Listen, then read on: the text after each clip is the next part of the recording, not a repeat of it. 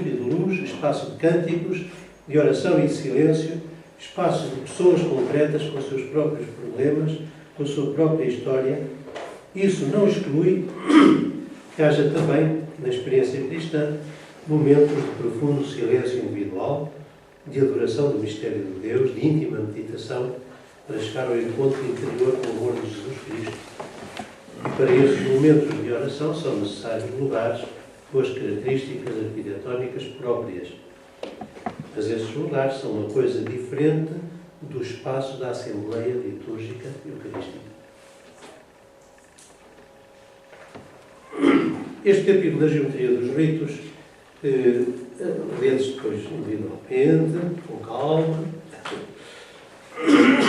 porque eles vão determinar realmente um bocadinho depois também as ações que se fazem ali, os movimentos, a significação deles. Portanto, a liturgia da palavra, a liturgia eucarística, a liturgia matrimonial.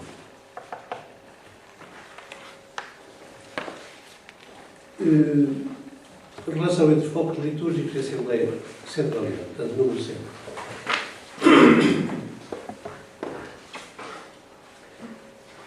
A partir das geometrias dos ritos aqui descritas, obtemos uma série de princípios espaciais que se estabelecem em função da estrutura geral da Igreja e do seu relacionamento recíproco e que constituem a forma, o conteúdo essencial do edifício e Igreja. A relação entre os focos litúrgicos e a Assembleia exige que se ponham arquitetonicamente em evidência alguns pontos que determinam o primeiro princípio espacial da forma da Igreja, a sua centralidade. Portanto, que evidencia que a Igreja, a Assembleia Celebrante, é um povo congregado. Não é? Portanto, isto falávamos do símbolo que congrega, que reúne numa harmonia as diferentes partes. A centralidade materializa isso, não é? Portanto, a estrutura centrípeta da Igreja, o invólucro arquitetónico, tem uma importância secundária. Portanto, não é que seja de todo indiferente, mas é secundário. De facto, a estrutura da liturgia é uma estrutura centrípeta. Quer dizer, dirigida para os focos que estão no centro da Assembleia, que, na relação com os mesmos focos, se qualifica como tal. O envolvimento e o edifício ficam em segundo plano e, como tais, devem ser tratados. Até podem ser casuais ou inexistentes, se a polarização central é altamente significante. De qualquer maneira, as paredes, a cobertura, as janelas devem limitar-se a acompanhar este espaço centrípeto e dinâmico, sem se excederem, uma vez que não são estes os factores que determinam a figura arquitetónica do espaço litúrgico e, por conseguinte, o edifício e igreja. Apenas dois elementos do invólucro arquitetónico são de sublinhar por serem de caráter litúrgico. Não foram inventados pelos cristãos, não é? A ábside e a cúpula, superfícies côncavas e curvilíneas necessárias para envolver a Assembleia, orientando-a para uma espacialidade que expressa a tensão escatológica de todo o corpo. Se nos damos conta que o maior esforço dos arquitetos, principalmente nos últimos anos, tem sido realizar edifícios mais ou menos sagrados, monumentais ou artísticos, ignorando totalmente esta polarização centrípeta, que é a chave identificadora da Igreja, facilmente compreendemos a razão pela qual os resultados, na maior parte dos casos, são fracos. Não tem sentido, do ponto de vista simbólico, diz aqui o bonequinho, a colocação de todos os focos litúrgicos num único estrado, na extremidade da sala. E isto faz-se muito, não é? Conheceis a Catedral de Évry, do Mário Mota, não é? Exatamente, tem uma Assembleia, portanto, o invólucro é circular, a Assembleia não, e os focos litúrgicos são todos no mesmo espaço profundo. Muito mais bem conseguida é a capelinha dele do Mônio, no Ticino. Mas é uma capela pequenina, portanto, não se põe este problema de uma grande assembleia. Pronto, lá está. A diferença de uma catedral tem problemas próprios e uma capela para 20 pessoas ao mínimo. Eu lá o ano passado, francamente, gostei. É aquela que tem a árvore da vida em alabastro ao fundo? Não, isso Não, é uma que tem... isso não é grande, não é grande. Pronto. Por acaso eu tenho aí nas fotografias. Estava lá isso, claro, se podes. Não, pode ligar. Podemos ver depois essas coisas. É uma que tem o mesmo esquema, por fora é o mesmo cone cilíndrico, truncado. Portanto, o esquema é o mesmo, mas depois realmente a organização interior é outra.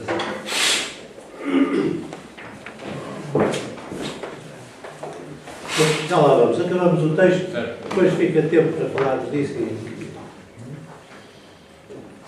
Aliás, também tenho aí na tal livre. Móvel. Está. Molho.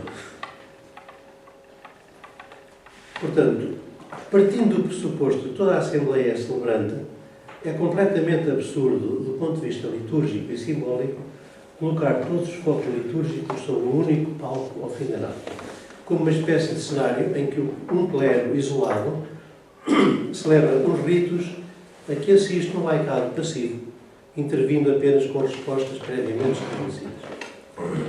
Assim se mantém a clericalização da liturgia, impedindo a relação real com uma grande parte da Assembleia que apenas pode participar indiretamente como espectadora. Aqui o grande problema pastoral que nós temos é como transformar este aglomerado de pessoas numa Assembleia celebrante. Esse é o problema dos pastores. É o grande problema que nós padres temos. Bem, além disso, com a reunião de todos os símbolos litúrgicos no mesmo lugar, cria-se uma congestão e sobreposição de sinais que, pelo contrário, precisamente para conseguir uma maior significação dos mesmos, seria preciso distanciar, uma vez que são utilizados em momentos distintos, com distintas modalidades e diferentes grupos de pessoas e de ministros. Resulta muito mais interessante a possibilidade de situar os diferentes focos litúrgicos no meio da Assembleia, a qual concentrará assim a sua atenção alternadamente sobre cada um deles, com eventuais deslocações ao longo da sala. Por último, falando de centralidade dos sinais em relação à Assembleia, é preciso fazer fincapé em que tenham uma colocação espacial estável, pois constituem sinais, eixos, pontos focais. Portanto, aqui sublinha-se a dimensão, portanto, a centralidade, que não é tudo. Começámos por dizer que há três dimensões da estética cristã. Primeiro, simbólica, é isto. Depois, dramática, é o que falamos agora a seguir.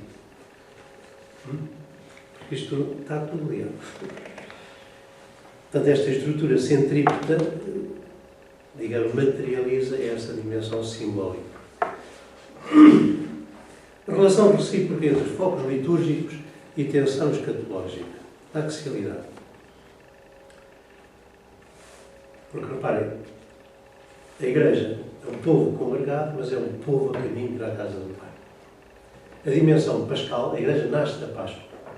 E a dimensão pascal, esta tensão escatológica, tem de se evidenciar também. Se se perde a dimensão escatológica, o cristianismo fica esvaziado, pura e simplesmente. Durante o século XX, essa dimensão foi bastante esquecida. Porquê?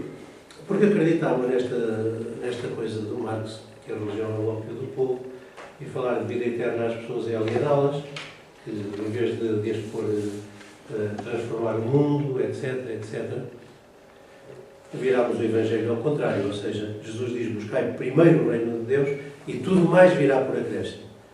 Nós, que somos muito pragmáticos, pensamos, vamos primeiro tratar tudo o resto e o reino de Deus virá por acréscimo. O problema é que não é. E, portanto, Jesus tem razão. Buscar primeiro o reino de Deus. Somos um povo projetado por esta esperança para o reino dos céus. Não é por acaso que esta expressão reino de Deus, reino dos céus, hoje, na nossa sociedade, é um conceito absolutamente vazio. Não diz nada a ninguém. Nem desperta nada a ninguém. É uma constatação muito fácil de fazer. Bem, portanto, a axialidade. A relação recíproca dos polos litúrgicos deve estar em função da celebração dos ritos e da forma própria do símbolo e do espaço que o rodeia.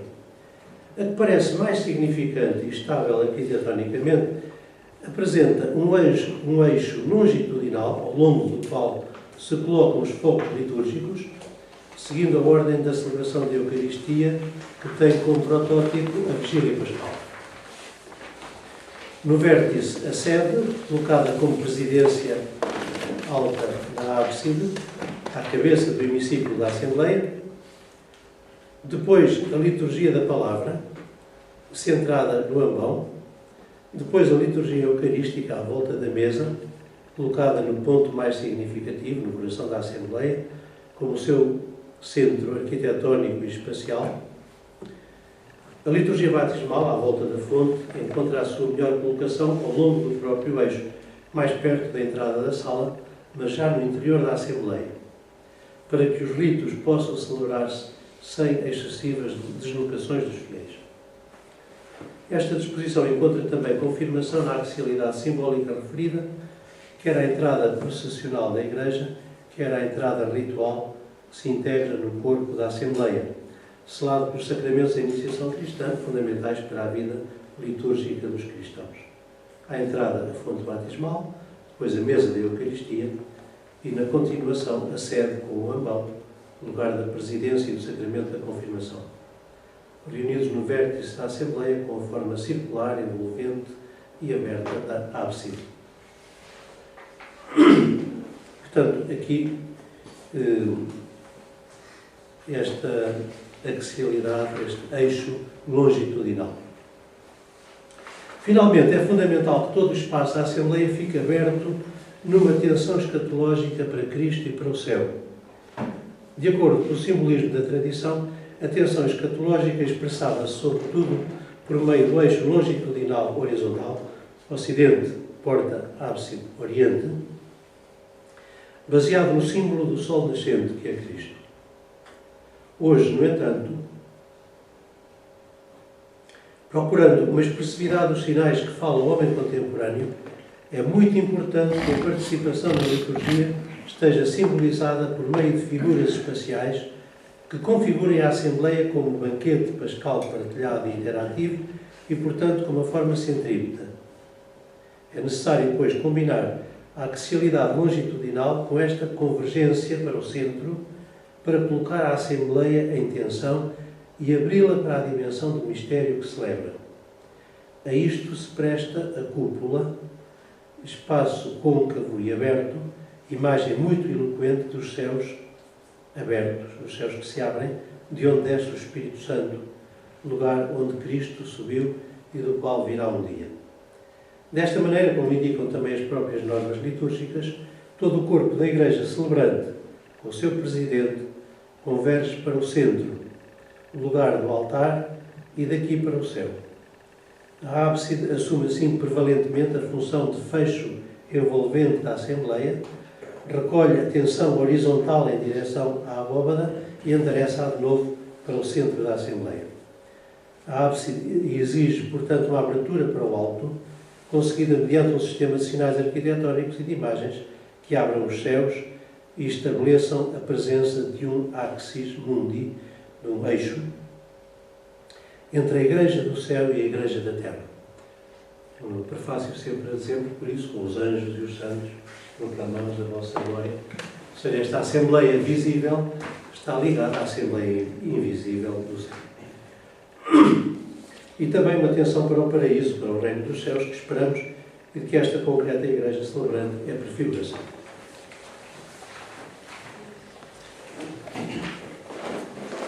Ordem fundamental da Igreja. Centralidade mais axialidade. A pergunta de Luís Cano, que é uma Igreja, tem uma resposta nos princípios formulados. A Igreja é um corpo de pessoas congregadas em nome de Cristo para celebrar, mediante um sistema de ritos bem formalizados, a evolução de Deus no mundo e na história. E a resposta, o Amém do homem, é esta evolução.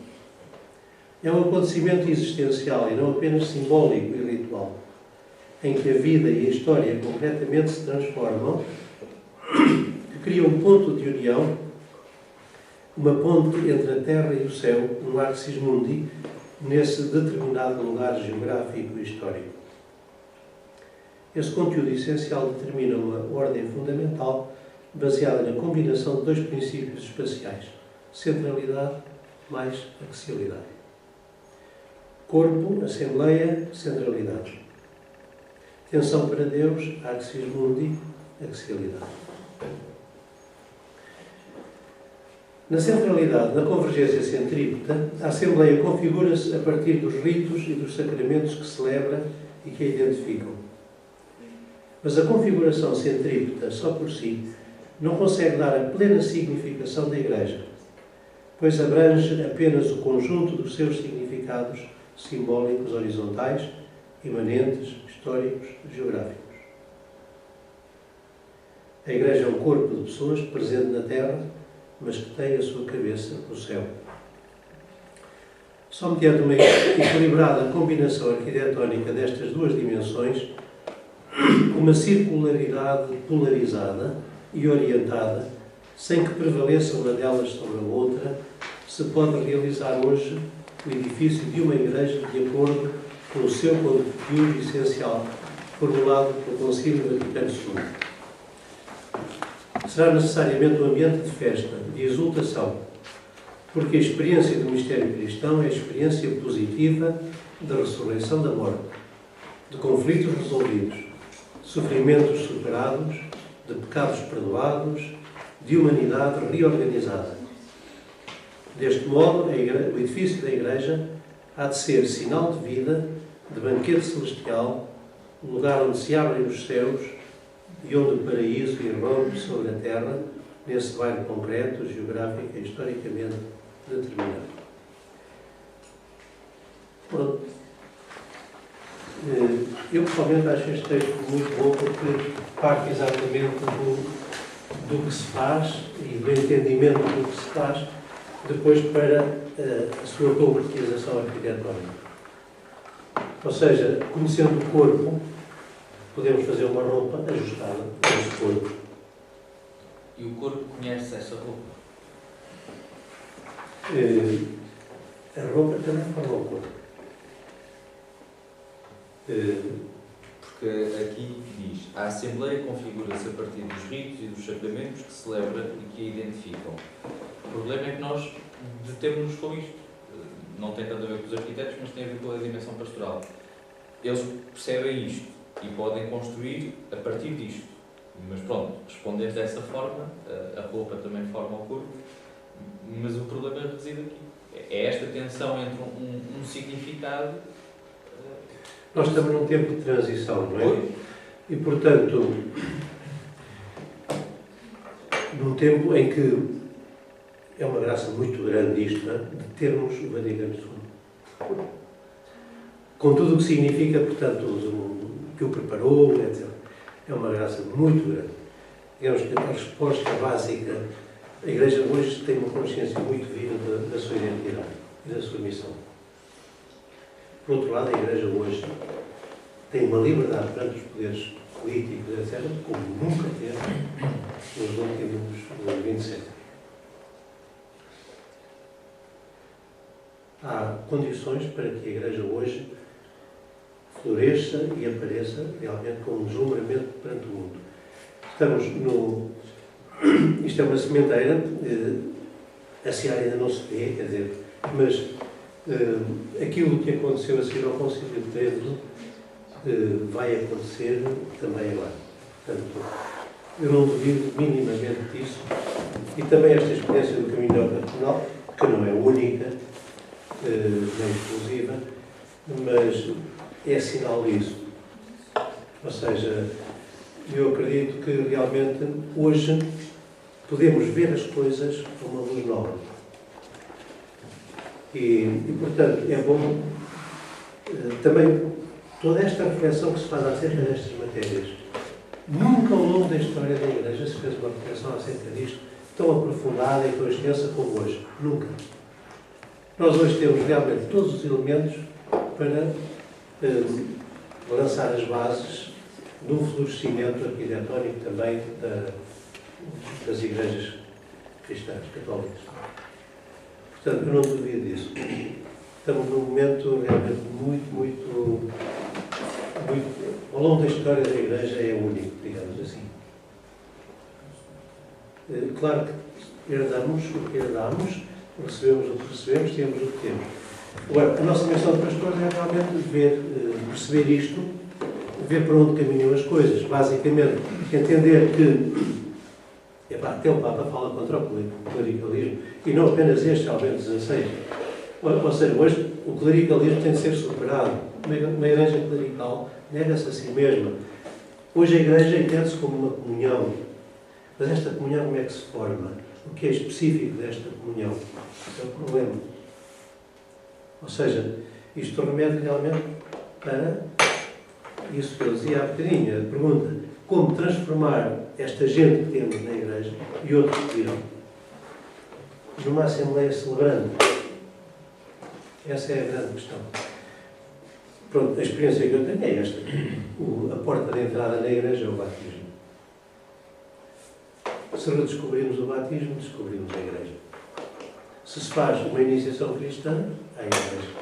Se não há iniciação cristã, não há igreja. Pois é assim. E, portanto, nós vemos que eu próprio me dou conta de que nós acreditamos em muitas parvoíces que nos impingiram. De que a igreja está ultrapassada, de que o Evangelho não tem nada a dizer ao homem de hoje, de que não sei o quê.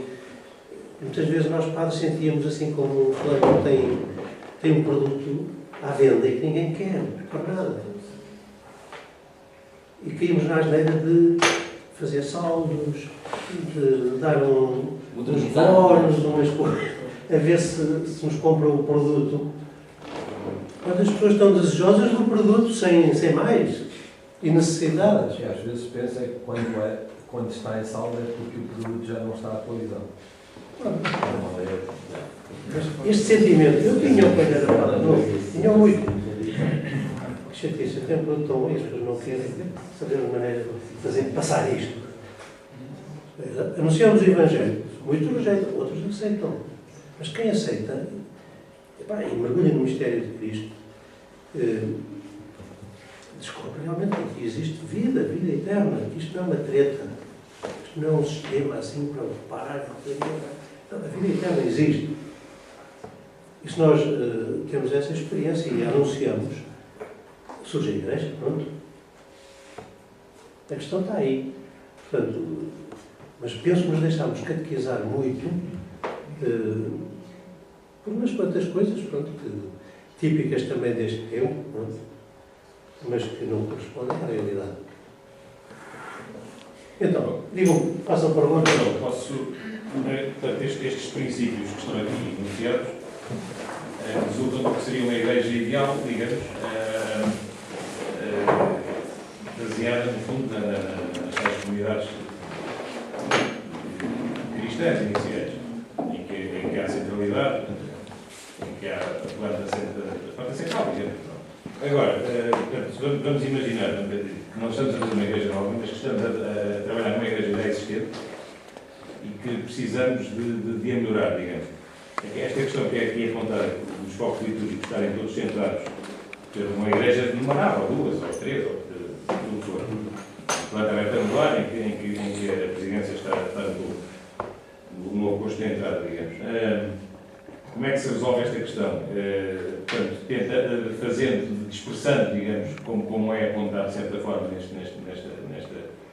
nesta solução, dispersando pelo edifício, dado que o que diz aqui que a concentração dos focos litúrgicos num único estrado não será, eu penso que seja não será o ideal.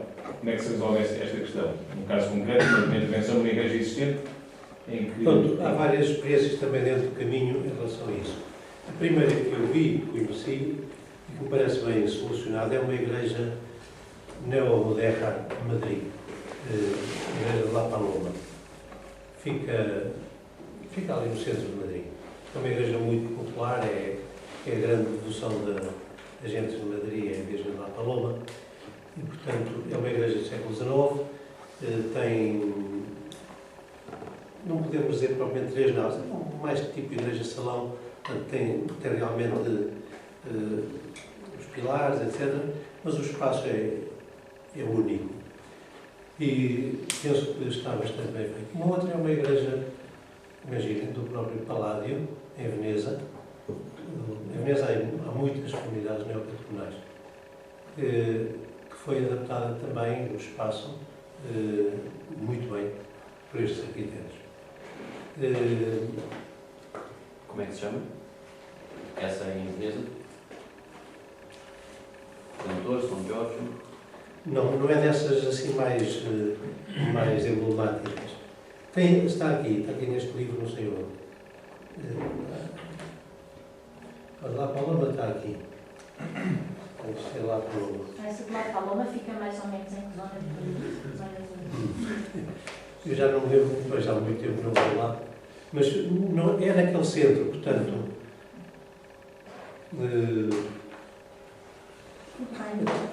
Mas como é que se resolvem essas questões? E a São Tomé, de São Tomás Apóstolo de Veneza.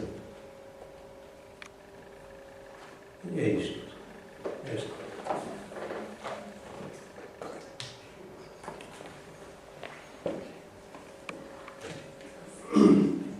Portanto, há assim várias experiências. É evidente que há espaços, às vezes, por exemplo, aquelas igrejas góticas muito prolongadas que acentuaram muito este eixo longitudinal. É muito difícil, ou impossível mesmo, pensar numa transformar essas assembleias assim. Mas essa em Madrid, como é que se resolveu concretamente? Um pão, um altar? Basicamente, penso que a coisa básica é esta, é entender que o presbitério é o centro da Assembleia. Em vez do presbitério ser separado da Assembleia, dentro de um esquema clerical, não é? Capela-mor, e depois a Assembleia. Ou seja, aconteceu muitas vezes foi isso, que o esquema social deu forma à Igreja, em vez de ser a Igreja a dar forma à sociedade. Portanto, temos o clero, a nobreza, o transepto e o povo. Portanto, aqui, se entendermos que a Igreja é uma comunhão, entendemos também o sacerdócio o sacerdócio ministerial. Portanto, eu estou no meio de vós como em servo. Portanto, entendemos o presbitério no centro da Assembleia. Penso que isto é o princípio básico a partir do qual depois as coisas...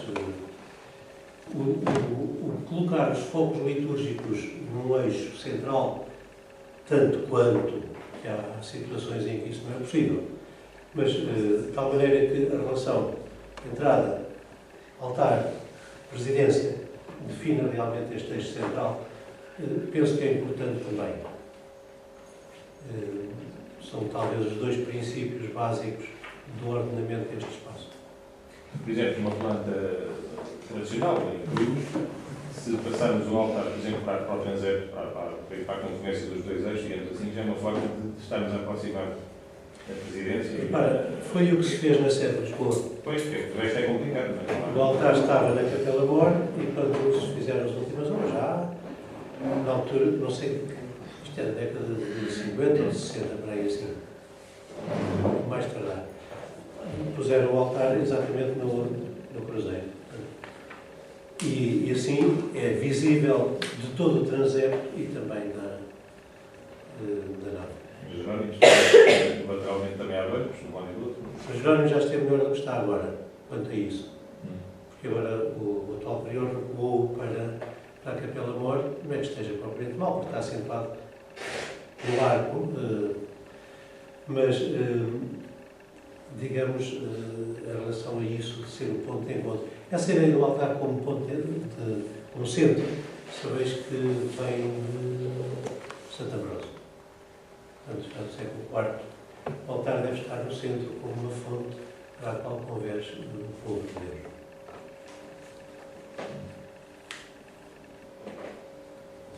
Tenho uma dúvida. Em relação ao menos se calhar não tanto arquitetónico, em relação, por exemplo, ao mobiliário religioso ou mobiliário sagrado. Eu reparei que, por exemplo, o Kiko tem uma série de peças, não é? Portanto, a cruz, o urbão, há uma certa configuração, uma tipologia, não é? Que se vê repetida nas várias igrejas onde está o caminho. Há alguma norma do caminho em relação a isto? Ou segue-se como um modelo apenas? Ou todas as igrejas têm que ter essa tipologia? Nós, pela tradição que temos, pode chocar-nos um bocadinho que porque com as pinturas acontece o mesmo. Sim. Portanto, estas mesmíssimas pinturas estão feitas em diversos sítios. Portanto, o esquema básico é sempre o mesmo. Depois variam nas expressões, ou nisto, ou naquilo. Também, às vezes, na forma mais livre, por exemplo, estas que fez na Catedral de Madrid, são realmente... A gente vê as primeiras, são estas de Florença, e vê essas, e há ali uma liberdade muito maior no tratamento da cor, etc. Mas o esquema é exatamente o mesmo. Portanto... O esquema e as cenas. Sim. Ou seja, isto tem a ver com a questão básica do que é a imagem. Nós podemos dizer a fé com palavras, e temos o credo, e não podemos mudar as palavras do credo. E nas imagens deve ser algo parecido. Não podemos mudar o esquema básico das imagens. Há imagens que a Igreja considera realmente que expressam melhor a fé. O Kiko segue um bocadinho esta ideia. E por isso a base destas pinturas são do Rublev.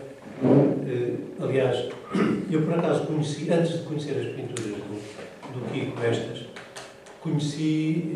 estive em Moscovo já há muitos anos e já conheci algumas das pinturas do Kiko. Mas aí vi a fonte delas, portanto, que é a iconostase da Igreja da Anunciação no Kremlin. São ícones pequeninos, os ícones das festas, portanto, da iconostase dessa pequena igreja, que era a igreja do Palácio dos Receios. Depois o juízo final vi-o antes da realização do Kiko. Por acaso comprei um livro grande com essas coisas na Galeria Tretyakov em Moscou. E portanto e a gente vê que...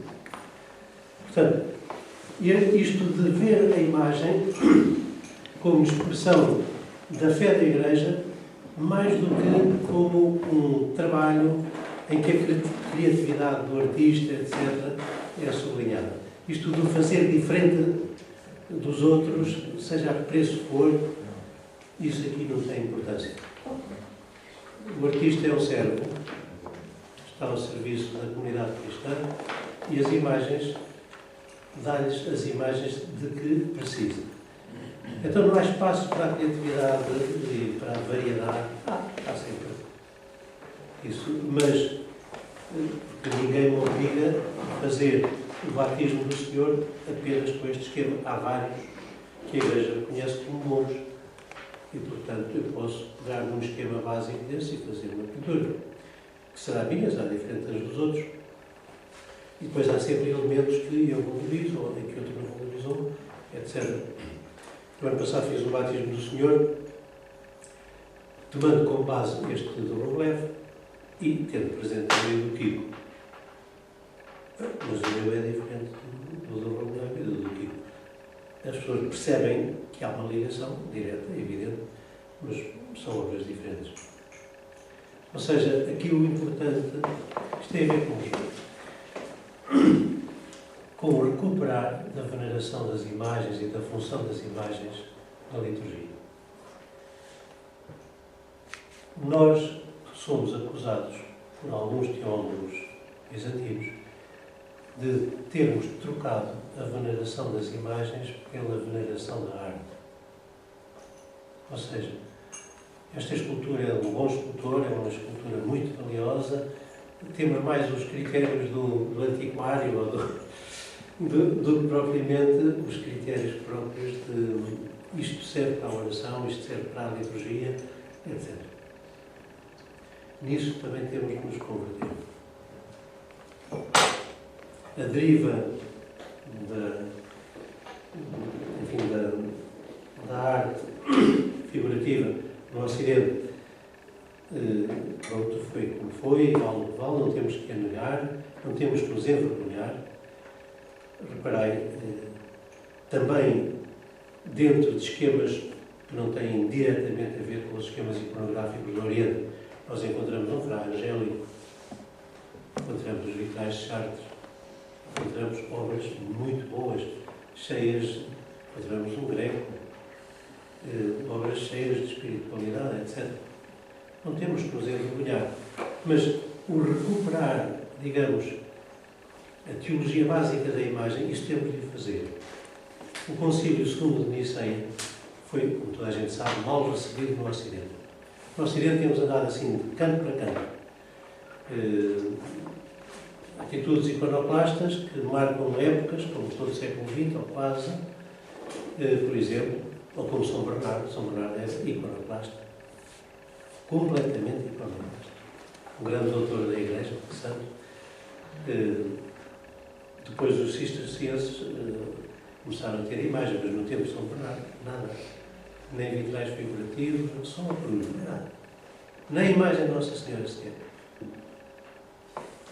Uma atitude iconoclasta é a reação, digamos, ao exagero da imagem no período românico, portanto, de colonia, etc. Nós temos andado assim, de momentos de grande abundância de imagens e depois momentos de apagar tudo e começar do zero. Bem, para passarmos deste andar de canto para canto, de extremo para extremo, vamos lá ver, o que é a imagem? A teologia da imagem. A Isabel Alçada está a estudar isso, ela fez o doutoramento dela sobre isso, sobre São João de Damasceno, e está a estudar isso em Roma. Isso é muito importante. É muito importante para nós. O percebermos qual é a função da imagem. Porque nós hoje pomos as imagens como objetos decorativos. Então, as Seminários Olivais temos lá várias imagens, não é? Não só na igreja, mas também em diversos espaços. Mas alguém olha para essas imagens. São objetos decorativos, são obras de arte, não passam disso. Estamos deseducados em relação à imagem. Também por esta civilização da imagem em que nós estamos. Nós estamos afogados em imagens. A imagem já não nos surpreende. Antes uma imagem era uma aparição, era uma surpresa. Hoje não, hoje estamos enxertados em imagens. Já temos dificuldade em ver imagens. Eu percebo isso que diz, mas isso justifica a repetição / cópia sistemática, porque a questão é, eu percebo a ideia de que a imagem é a imagem e deve provocar-nos esse confronto, esse espanto, etc. O problema é que, concretamente falando do caminho, a imagem é repetição. É. Necessariamente. Necessariamente. Para nós hoje usamos muito reproduções fotográficas. Portanto, no fundo é a mesma coisa, é tornar acessível uma imagem boa a muitas pessoas. Mas isso também é dizer que aquilo se fecha naquilo. Ou seja, dizer que é bom, nós temos variedíssimas coisas que são boas e nem por isso as repetimos incessantemente. Não, repara, isto é uma proposta, é uma Não, sim, eu percebo que seja uma proposta. A minha questão é, dentro da comunidade do caminho, é a proposta. É isto que eu me refiro. Bem, isso é normal, porque, repara, o iniciador de uma coisa marca necessariamente, e o Kiko é uma personalidade nesse sentido muito forte. Quer dizer, é um fulano muito capacitado para fazer isto e aquilo, e também aquilo e mais aquilo. E, portanto, de alguma maneira, hoje, o caminho está muitíssimo, muitíssimo ligado à pessoa e do Kiko. Mas, por exemplo, na pintura vemos diferenças. Né? Na pintura temos encontrado diferenças. Mas, por exemplo, na cruz, aqueles esquemas... Mas vais a Braga e podes comprar duas cruzes iguais. Não é isso que eu estou a dizer. Posso dar uma pequena nota? É que, quer dizer, essa sua palavra repetição, Padre Carlos, a mim impressiona, porque verdadeiramente eu aprendi, ensinaram-me isto, não é? Mas repetição significa um voltar a pedir. Portanto, o repetir é verdadeiramente uma oração, não é?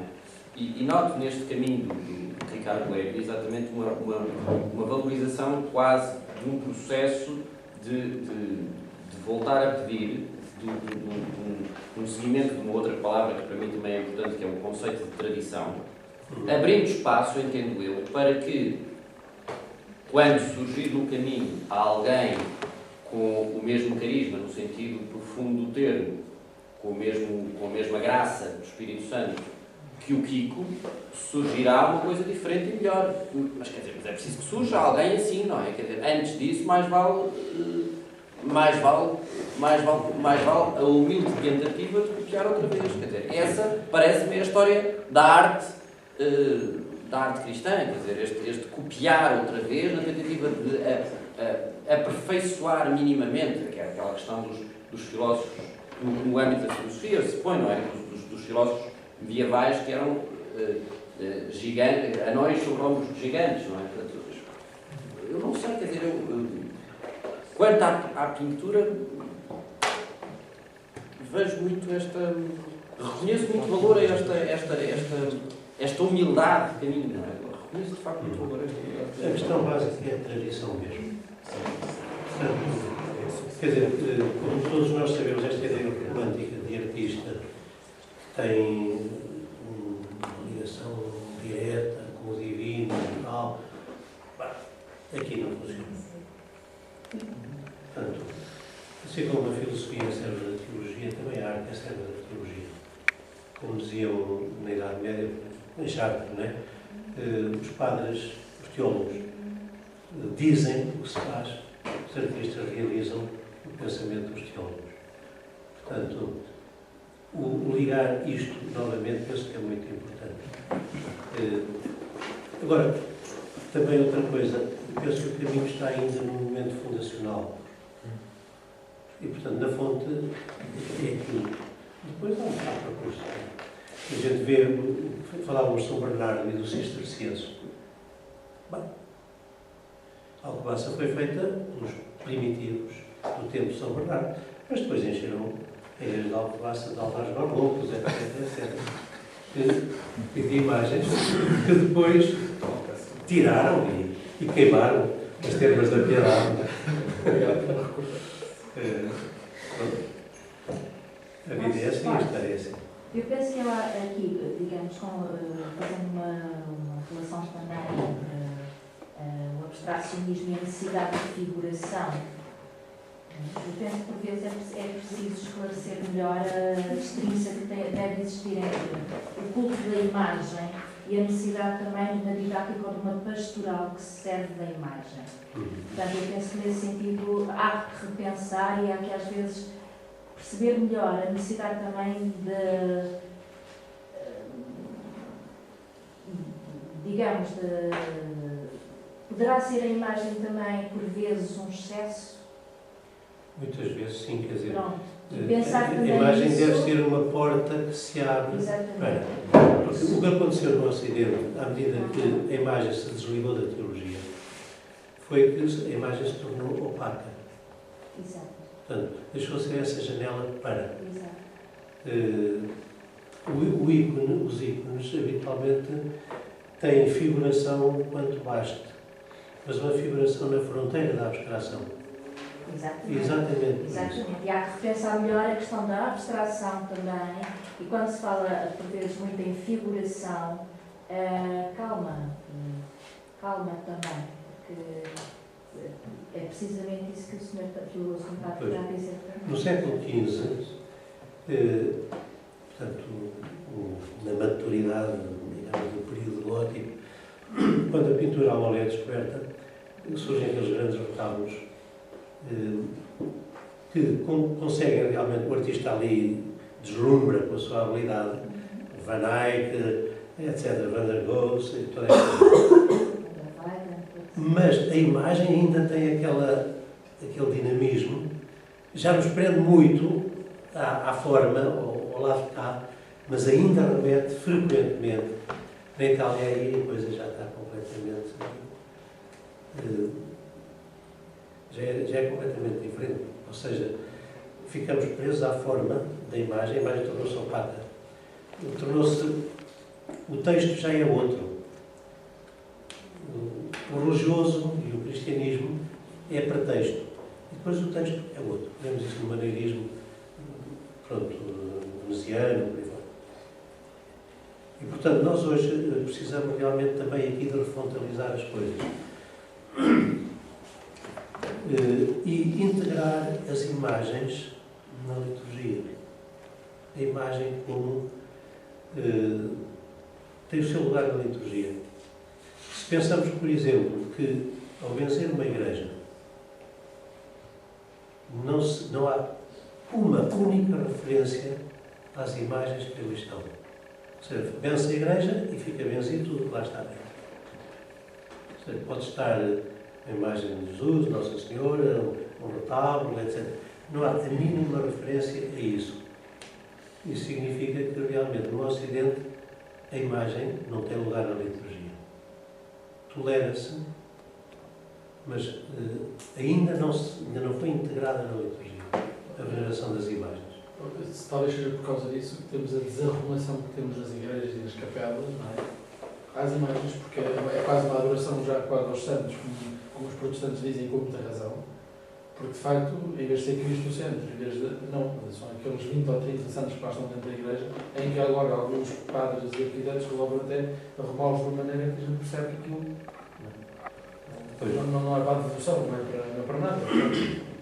Uma presença quase, não sei do quê. Não, a questão da imagem no Ocidente, aqui na Igreja Latina, não está clara ainda. Quer dizer, teologicamente sim, quer dizer, a coisa está... Mas não foi assumida depois na vida da Igreja. Da ideia que nós ficamos com o básico de São Gregório Magno, portanto, já do século VI. Há uma carta de São Gregório a um bispo de Marselha chamado Sereno.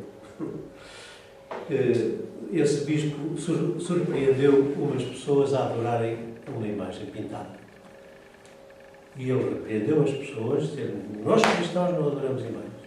E vai e mandou destruir a imagem.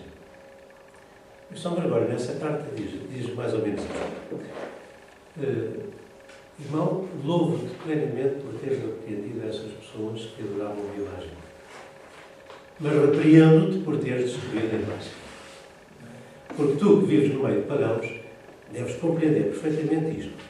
Que aquilo a que os que sabemos ler temos acesso, os livros, é dado aos analfabetos por meio da imagem.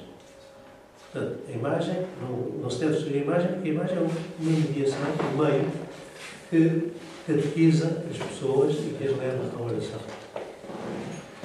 E ficamos com isto, ou seja, que a imagem é legítima, é legítimo usar imagens, também decorrente do mistério da encarnação,